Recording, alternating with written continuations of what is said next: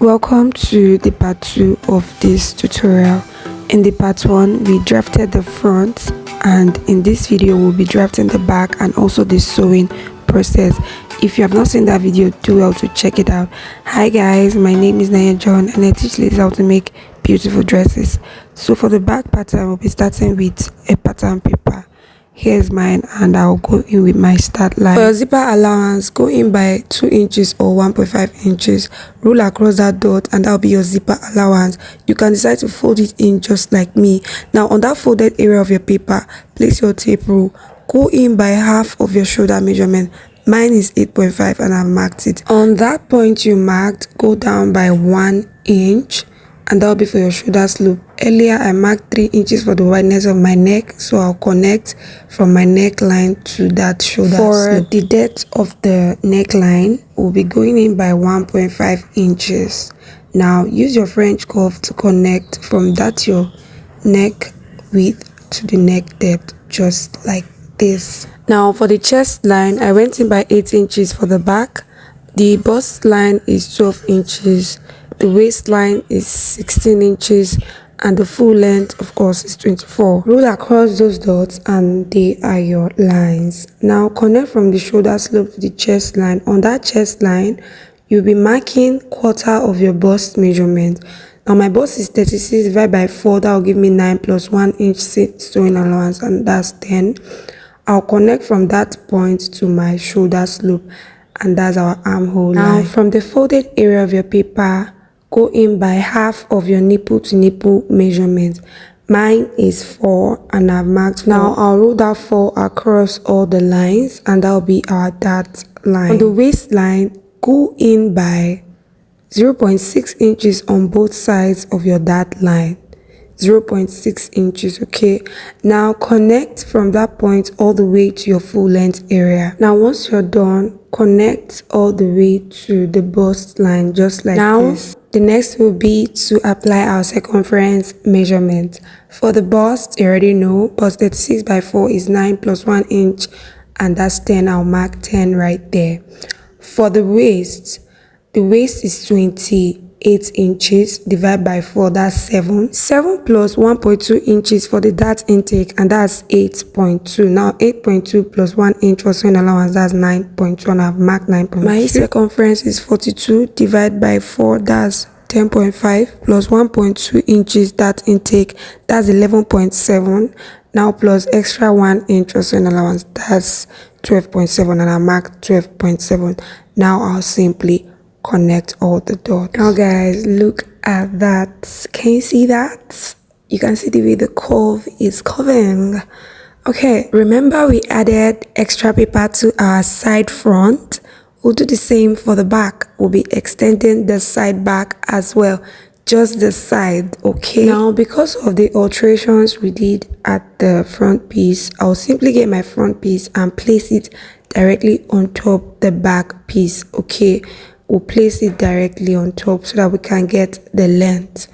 You can do this or simply subtract the 1 inch that we took from the side front. Anyone is fine, okay? You can see that dot indicating the new length we'll be working with, right? Now on our hip line, we'll go out by 1 inch. What did I say? We'll go out by 1 inch. That's for extra coffee effect, and you know the hip area is a bit loose, so we'll go out by 1 inch. Exactly the same thing we did for the front. Connect it to the waistline and then also connect to the new length that we have indicated, okay? Now this is what we have. Now from that point, that our new length of the side will connect back to the center like this, using your French curve. Here guys, this is what you should have. Now I have just cut out the excess paper to avoid, now the neckline, you already know how we did the front. Connect from your neckline all the way to your chest line to give you that Queen Anne-ish effect. Then also use your French curve to give you the curve for the keyhole. You go down by 2 inches, just the same way you did the front, okay? Now we'll go ahead and cut out the unnecessary part. I almost forgot I even had a zipper allowance, so I had to bring it out before cutting out. Guys, This back is very easy. In fact, I love cutting back more than front. Back is always so straightforward and simple. Now after cutting, we'll be placing this on our main fabric. Okay, my front piece and back piece all ready. This is the fabric I'll be working with, so I'll place my pattern paper on it and I'll start cutting out.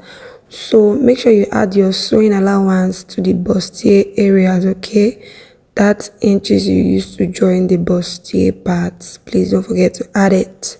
All right, so for the side front, you can cut together your yoke and the whole body, but I had to separate mine because I wanted the other color to be at the yoke area, you know, to give that beautiful effect my top So has. also I'll be doing the same thing for the back. I'll place my pattern paper on my main fabric and then I'll cut out carefully. Please, if you know your fabric is one color, there's no need separating the yoke from the main bodies. You get me, right? You can cut everything together to make your work look neater, okay? Why I separated my yoke, you can see, is because I wanted the yoke to have the other shade of my fabric. Okay, now guys, I have already gone to add laminated foam to my lining. I like patting my lining, okay? So you're going to stitch down using the allowance you added for stitching, okay? Do the same for the lining as well as the main fabric. After stitching down, see how full my bustier area looks. Just look at that. It's standing well even without ironing. Or same thing goes for my lining. You can see how full. I've not full ironed this one. Look at that. I've not put any iron yet. So you take this to your ironing table, use your tailor's ham, iron the seams flat open. Iron what? The seams flat open. After ironing flat, this is what it will look like. Now your yoke, you need to interface your yoke. So this is how I do my own interfacing. I place my yoke on a rectangular fabric. After stitching at the important edges I want to seal up, I will now trim the excess just like this. This way there will be no gaping whatsoever on your neckline. So I only close the neckline and the keyhole line, okay? The neckline and the keyhole line, then notch. Make sure you notch properly. Then you can flip this to the right side. See the way I'm flipping this to the right side so that you can do the same without stress. It's a little tricky, okay? So after flipping this to the right side, this is what you'd have. You can go ahead and iron the neckline and the keyhole line very, very well. Guys, right here, I have ironed this and it looks so good. Okay, so I interfaced the yoke using the main fabric because I don't want the lining to be bringing out its ugly head. See the way it is looking, but no, this is not the right side of my yoke. The double color is the right side of my yoke. Now we've placed this. You can pin this up on your main fabric like this and then interface using your lining. After stitching, go ahead and notch round about the neckline. Make sure you don't touch the stitch line, okay? Good. Now flip this to the right side and this is what you have. I'm going to do the same process for the back. You fix in the yoke. I've gone ahead to also add my zipper and my darts, okay? So this is what the back looks like and you've already seen what the front looks like. Now the next thing to do is to stitch up the shoulder lines, the shoulder areas. A lot of you were asking, how do you make the side stand like that? So this is what I did. I used my boning. When you get the boning you want to use just for that curve area, right? Bend it, fold it. You can fold it like this and hold it for a while, or you can use your lighter. Any of these two ways will work, okay? Now this is how I did mine. I just folded the boning, make sure that it is really curved. Then I insert it on the sides of my top. To insert this, you need to create a casing. So it's not difficult. All you need to do, your side seams, right? You're going to stitch down one edge just like this. to give you a casing, as if you want to create a boning channel. Yes, that's actually what you do. You create a boning channel and then pass your boning through the channel just on the sides. Okay, one boning for each side, and it will give your top that structure. Remember the extra length we added to our side top?